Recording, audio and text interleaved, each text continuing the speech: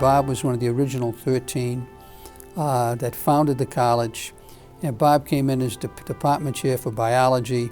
My father always equaled CCRI, and he always embodied CCRI. It was part of our daily discussions and conversations. There was a posting for a position for the assistant dean for nursing, allied, and dental health. And I remember meeting with Bob as part of that search process. And Bob immediately struck me as someone who was very, very involved with the college community, and it just seemed to me that this would be an excellent opportunity for me if I were selected. He was a veteran of the Air Force, had spent some time in England, and over in England became quite a soccer player, a goalie.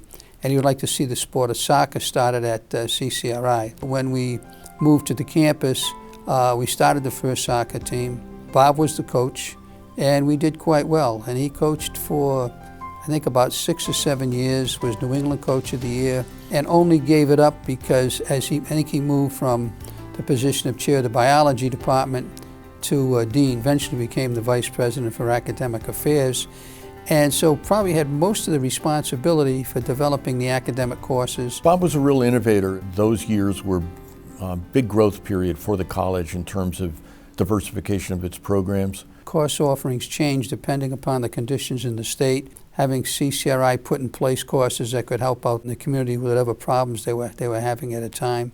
He was able to bring the community college from a 2-year terminal degree to a college that provided a degree that afforded people the first 2 years of a 4-year degree. In other words, he brought to Rhode Islanders affordability. Well, I think a major advantage of Bob was being a faculty member from biology. Really kind of understood and got the whole growth of the health science areas. I think he very clearly certainly had the connection between the biology and the sciences and nursing and the other health science programs. He was really a driving force behind establishing nursing programs and then expanding to other rehabilitative health programs at our various campus locations. But he came with that background, so it made it quite easy whenever we were exploring for a new program or for something that was needed for an existing program. We are so grateful that we do have the Silvestre Scholarship. So several students have benefited from the scholarship. Julia Felci, she was the recipient 1 year, who is actually now a teacher here at CCRI. Bob Silvestre is an intellect, and a lot of people don't realize how really accomplished he is in this field. Very well respected, and you would see Bob chairing many of the top committees.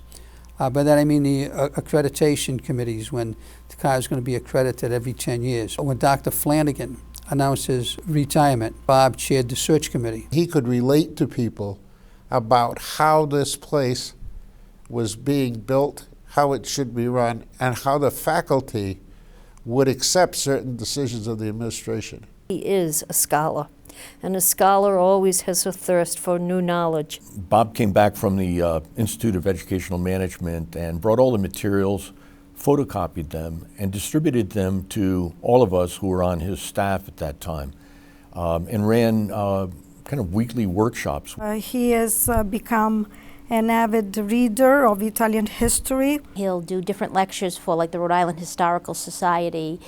And we find these lectures very fascinating and interesting. He's the eternal teacher. My dad, I don't know if many people realize this, he did have somewhat of a difficult childhood. He was brought up in a household with basically a single mom.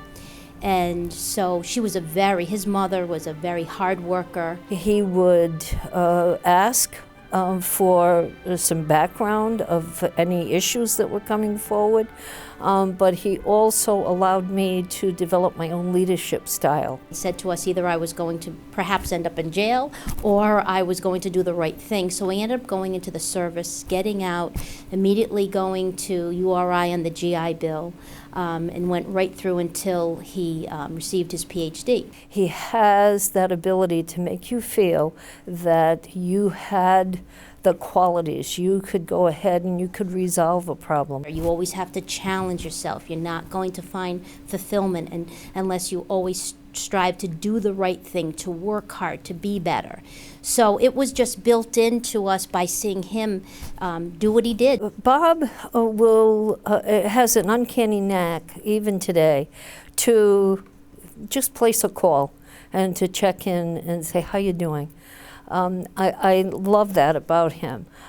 He's very compassionate, he's very sincere, and so I always find that he's all of a sudden there and available. He has a great sense of humor. A man of many talents, many talents. He was like an avid skier, he was an avid sailor, very athletic. He played in the drum and bugle corps. I mean, he was well-rounded. He is a wonderful family person. He has two great daughters. Both daughters are married. He has two great grandchildren. And really has great admiration for them. And that always comes through every time we have a discussion. It's really a truly great story, going from a biology faculty member to the Vice President for Academic Affairs. Dad, thank you so much for setting into motion for our family a legacy of success and achievement that's built on the pillars of hard work, commitment, dedication, courage, and most importantly, humility. We love you and we wish you the best of luck.